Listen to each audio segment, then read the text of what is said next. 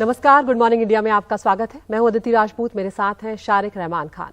शुरुआत हम कर रहे हैं जम्मू के उदयवाला इलाके में। बड़ी खबर यहां से आई है, हाई प्रोफाइल मर्डर यहां पर हुआ है। जम्मू कश्मीर के डीजीपी जेल हेमंत कुमार लोहिया की गला रेत कर हत्या कर दी गई है। रिपोर्ट्स के मुताबिक हत्या के बाद उनके शव को जलाने की भी कोशिश की गई है। इस वारदात के बाद पूरे जम्मू कश्मीर में हड़कंप मच गया है, क्योंकि फिलहाल गृह मंत्री अमित शाह जम्मू कश्मीर के दौरे पर हैं। हत्या का शक उनके घर में काम करने वाले शख्स पर है, जो फिलहाल फरार है और उसकी तलाश में पुलिस जुटी हुई है। हेमंत कुमार लोहिया 1992 बैच के आईपीएस अधिकारी हैं और हाल ही में वो जम्मू कश्मीर के डीजीपी जेल नियुक्त किए गए थे और गृह मंत्री का दौरा हो रहा है। और उस वक्त ये जो घटना है, इसने पूरी सुरक्षा व्यवस्था पर कहीं ना कहीं सवाल खड़े कर दिए हैं।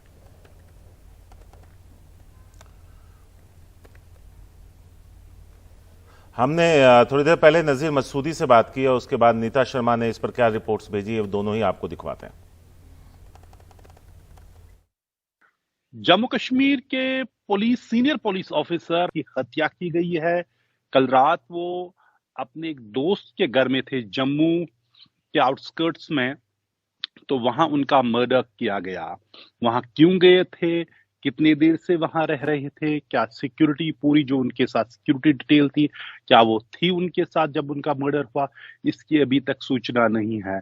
लेकिन पुलिस ने इतना बताया कि एक मुश्तबा हालात में उसका मर्डर हुआ है और वहां फॉरेंसिक टीम्स गई हैं, इन्वेस्टिगेशन शुरू हो चुकी है। पुलिस ने ये बताया कि उसका जो डोमेस्टिक सर्वेंट है वो गायब है, शायद उस पे शुबा है कि उसने ये मर्डर न किया हो। लेकिन जिस तरह बेदर्दी से उसको मारा गया है, गला काटा गया और फिर रिपोर्ट्स के मुताबिक बॉडी को जलाने की, लाश को जलाने की कोशिश की गई है, क्योंकि जो लाश पे जो है वो जलने के भी निशान वहां पाए गए हैं। पोस्टमार्टम के लिए बॉडी को लिया गया, वहां जिस घर में उसको मारा गया वहां एफएसएल टीम्स गई, पुलिस की टीम्स गई। कल रात को पूरे को घेरे में लिया गया।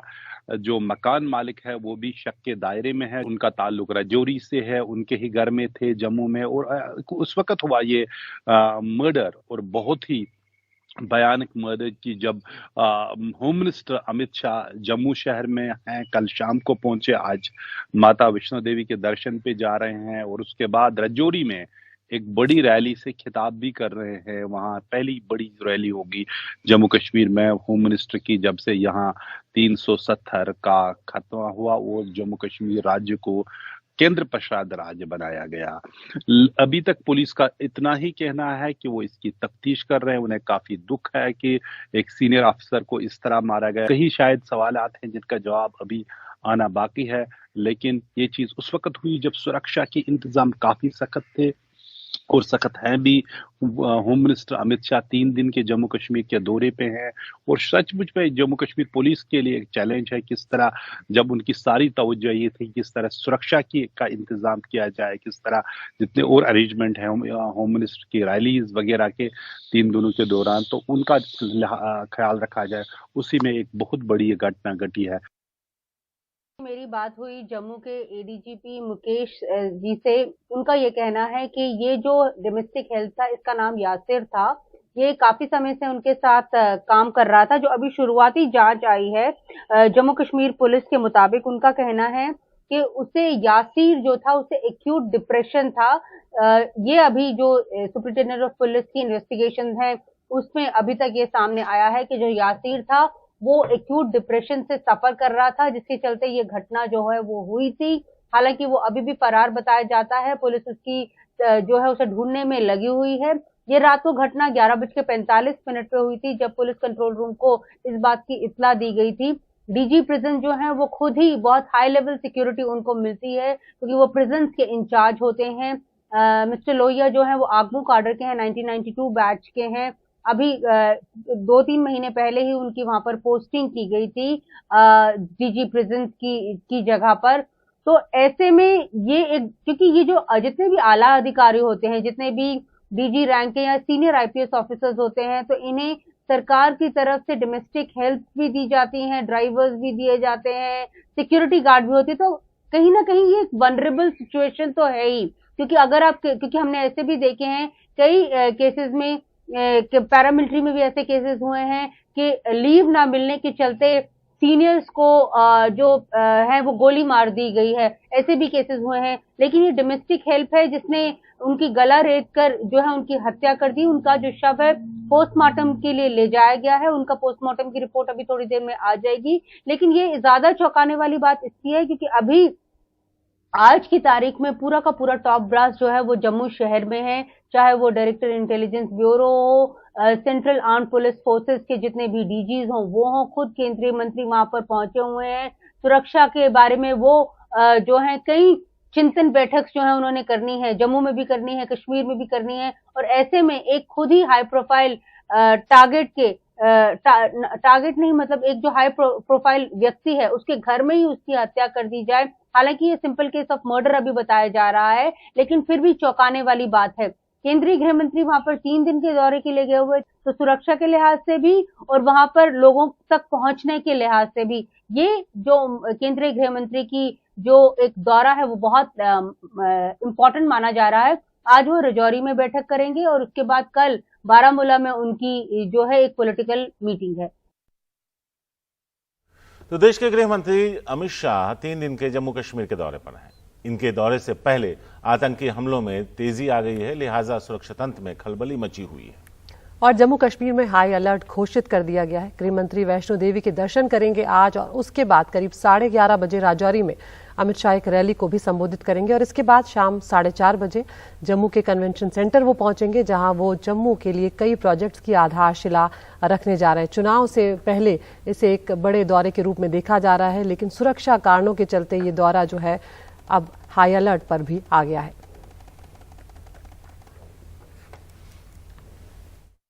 अफगानिस्तान में बड़े पैमाने पर इस्तेमाल किए जाने वाले स्टिकी बॉम्ब जम्मू कश्मीर में सुरक्षा एजेंसियों के लिए नया खतरा बन गए हैं। चिंता ज्यादा इस बात की भी है कि केंद्रीय गृह मंत्री अमित शाह के दौरे से पहले जम्मू कश्मीर में आतंकी घटनाओं में अचानक तेजी आई है।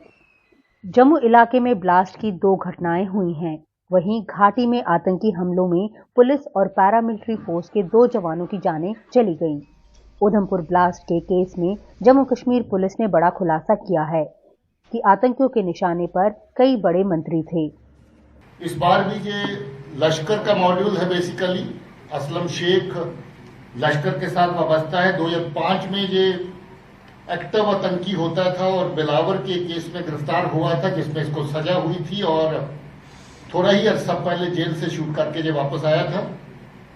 और जेल से छूटने के बाद ही ये पाकिस्तान में बैठे अमीन के खुबैब जिसको कहते हैं उसके कांटेक्ट में आया और इसको ये कार्रवाई दी गई कि इस वक्त जो बड़ा एक विजिट दिल्ली से प्लान हो रहा है उसके पहले कोई बड़ी कार्रवाई की जाए। और उसको जगह भी दी गई कि उधमपुर में जहां पहले किया था उसी जगह पर इस तरह के फिर से 2 बड़े धमाके जो हैं उनको अंजाम दिया जाए।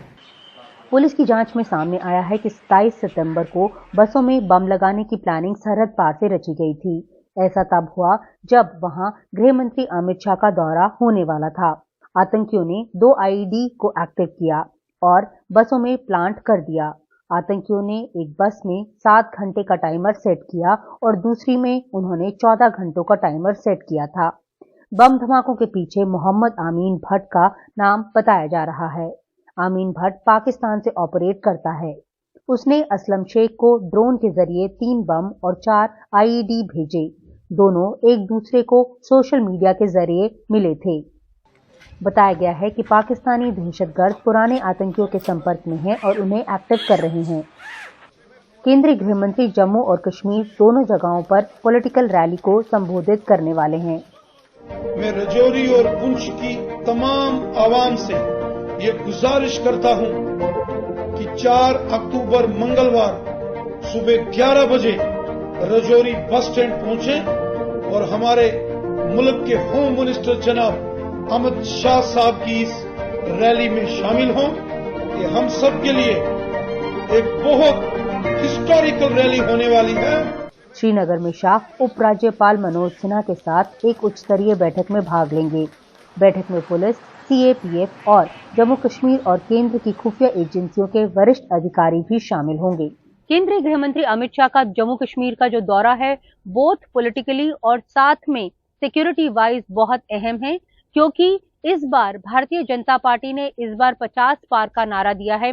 तो अगर 50 पार करने हैं तो सुरक्षा के लिहाज से और राजनीति के लिहाज से वहां के आवाम को जो है एक भरोसा दिलाने की बहुत सख्त जरूरत है। ऐसे में केंद्रीय गृह मंत्री का जो दौरा है वो बहुत अहम माना जा रहा है। नई दिल्ली से नीता शर्मा, एनडीटीवी इंडिया के लिए। यूपी के मेरठ जिले के सरूरपुर में एक गोत्र में शादी के खिलाफ कल ठाकुर समाज की महापंचायत हुई। पंचायत में सगोत्र विवाह का विरोध किया। पंचायत में शादी करने वाले युगल को अलग करने का फरमान भी सुनाया गया। और खास बात यह भी रही कि इस पंचायत में सरधना से बीजेपी के पूर्व विधायक संगीत सोम भी मौजूद थे और इस बीच इस जोड़े ने मेरठ पुलिस से अपनी सुरक्षा की गुहार लगाई है। दरअसल गुड़का गांव के एक युवक ने पड़ोस की एक लड़की से शादी कर ली है। दोनों एक ही गोत्र के हैं। पंचायत के बुलावे पर लड़के के जो परिजन हैं उन्होंने पंचों से मुलाकात की और गलती मानी और उसे सुधार करने के लिए 5 दिनों का वक्त मांगा है। और अब कहा गया है कि ये शादी तोड़ दी जाए वरना पंचायत इनका सामाजिक बहिष्कार कर देगी।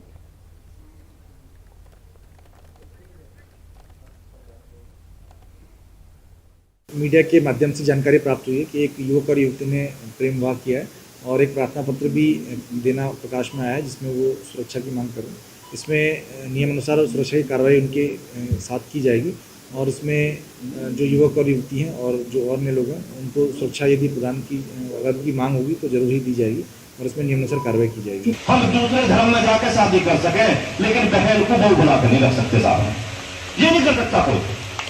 वो ना हम देख सकते न वो देख सकते, जो दूसरा पक्ष है वो भी नहीं देख सकता।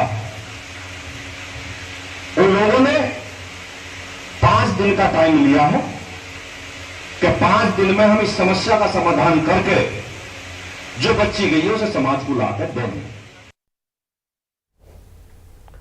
और हमारे साथ फोन लाइन पर जुड़ गए हमारे सहयोगी रवीश शुक्ला। रवीश, अब क्या कुछ हो रहा है? क्योंकि हमने बीजेपी के जो पूर्व विधायक है संगीत सोम उनको भी सुना है, उनकी जो बातें हैं उनको कई लोग मानते हैं, उनको फॉलो भी करते होंगे और इस तरह के जो विधायक होते हैं इस तरह के जिलों में उनका रुतबा बहुत ज्यादा होता है, तो उनकी बातों का भी बहुत प्रभाव होता होगा।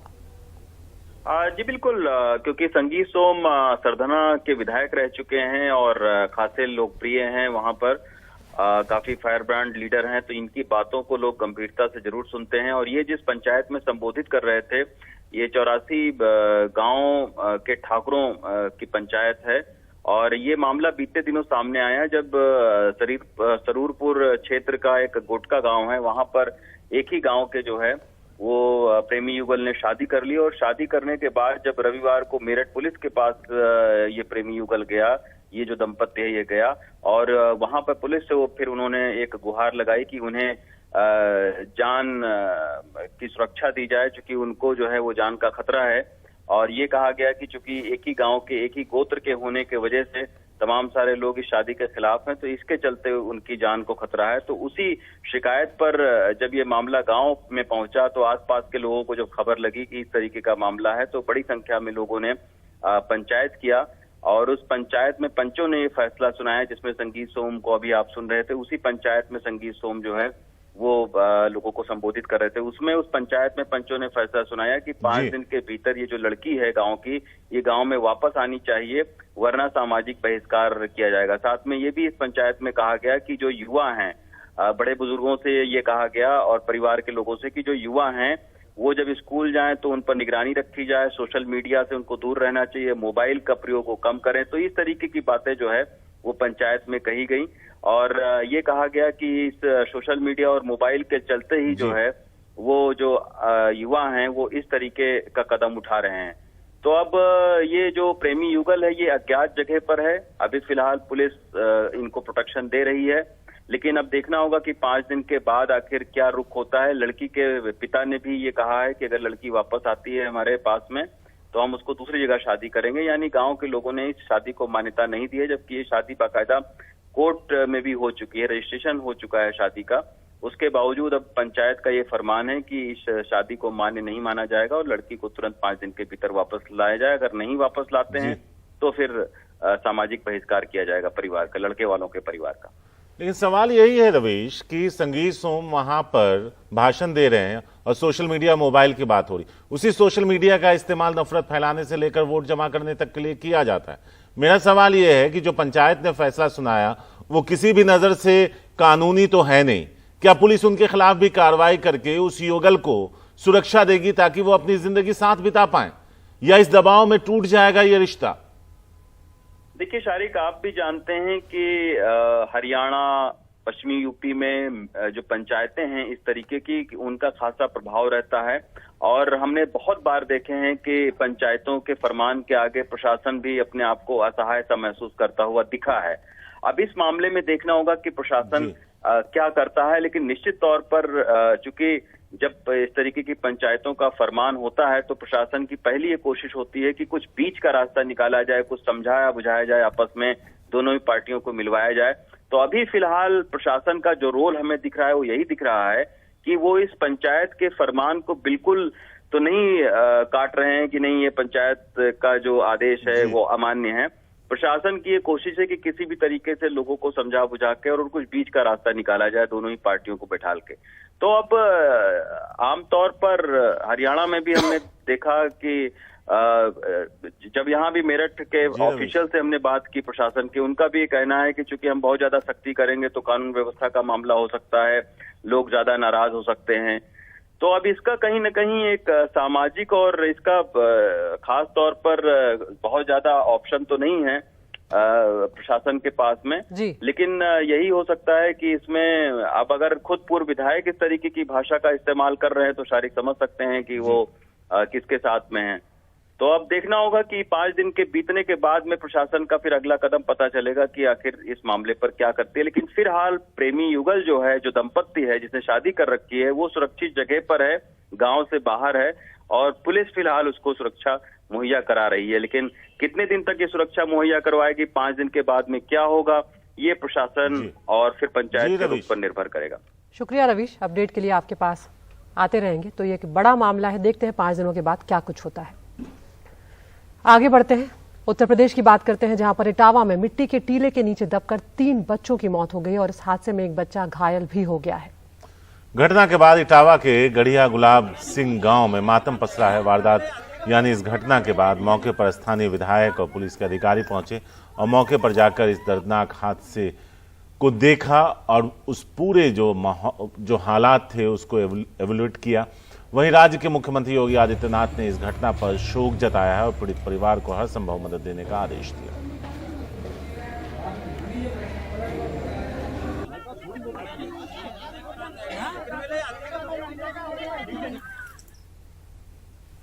आगे बढ़ते हैं, क्या मुंबई में अचानक से ड्रग्स की मांग बढ़ गई है? डीआरआई, कस्टम और एनसीबी ने अलग अलग कार्रवाई में पिछले 1 हफ्ते में 2000 करोड़ से ज्यादा की ड्रग्स बरामद की है। पहली बार पकड़ी गई है ब्लैक कोकीन। सवाल है, अचानक से ड्रग्स की तस्करी बढ़ी है या एजेंसियों की कार्रवाई? एक रिपोर्ट।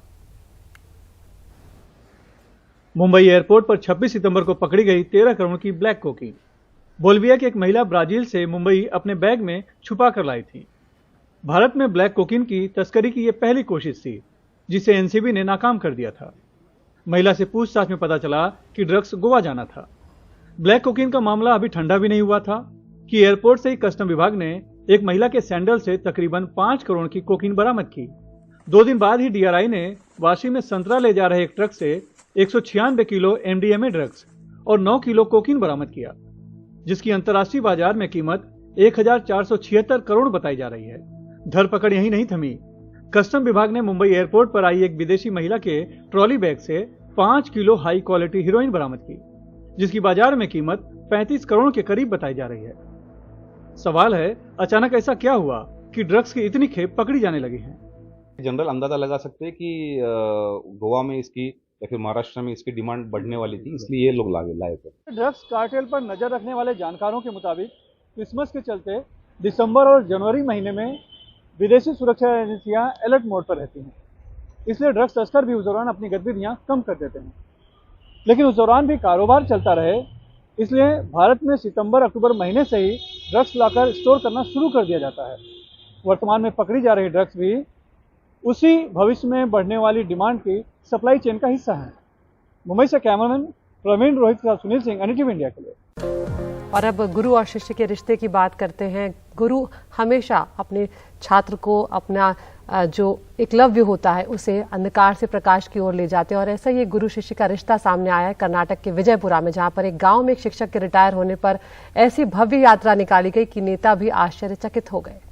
लोगों का प्यार यही नहीं थमा, शिक्षक को सोने चांदी से भी नवाजा गया। एक रिपोर्ट। विजयपुरा यानी बीजापुर का बिजजरगी गांव 40 साल इस स्कूल में पढ़ाने के बाद रिटायर हुए कोटाला सर के लिए कभी न भूलने वाला लम्हा। आसपास के गांवों और शहरों से उनके पुराने छात्र जमा हुए और तय हुआ कि जिस लगन और श्रद्धा से कोटाला सर ने सेवा की है उसे यादगार बनाया जाए। फिर क्या था, भव्य कार में उन्हें घुमाया गया और लोगों ने खुलकर प्यार और सम्मान जताया।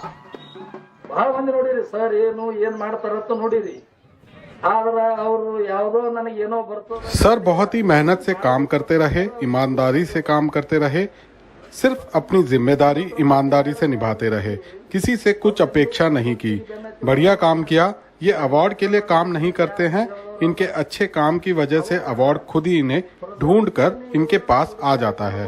आदर्श शिक्षक प्रशस्ति भाजन 1999 सबों ने मिलकर अपने शिक्षक को 50 ग्राम सोना, तकरीबन 2 किलो चांदी और फ्रिज के अलावा लगभग 1 लाख रुपए नगद भी दी। सिर्फ कोटाला सर ही नहीं बल्कि उनकी पत्नी का भी साथ में सम्मान हुआ। यात्रा के दौरान रास्ते में संगीत बजता रहा। राष्ट्र मಟ್ಟದಲ್ಲಿ राज्य मಟ್ಟದಲ್ಲಿ द्वितीय स्थान पಡೆದು राष्ट्र मಟ್ಟಕ್ಕೆ ಆಯ್ಕೆಯಾಗಿದ್ದೇನೆ ಕನ್ನಡಿ विद्यार्थी। जिन छात्रों को मैंने पढ़ाया है राज्य और देश में काफी नाम कमाया है और मेरी एक छात्रा आयशा बिरादर का नाम मैं लेना चाहूंगा, जिसने अपनी लगन और मेहनत की वजह से जिले का नाम रोशन किया और ऐसे और भी कई छात्र हैं जिन पर मैं गर्व महसूस करता हूँ। प्रथम ಮತ್ತು तृतीय स्थान ಪಡೆದು ನಮ್ಮ ಜಿಲ್ಲೆಗೆ कहते हैं कि आज के दौर में गुरु और शिष्य के रिश्तों में फासला बढ़ा है, लेकिन विजयपुरा में कोटाला सर का जिस तरह सम्मान हुआ उससे लगता है कि अगर गुरु अपना धर्म सही तरह निभाएं तो शिष्य भी पीछे नहीं रहेंगे। विजयपुरा से ब्यूरो इनपुट्स के साथ बेंगलुरु से निहाल किदवई, NDTV इंडिया।